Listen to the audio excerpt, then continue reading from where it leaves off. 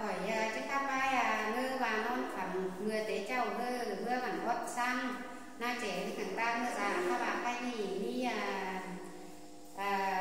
bản lương kiến mà ư kìa bà sao đang phải bản sai đất chủ diên đang giảm đúng từ tiên lâm lùa tề na xuống ơi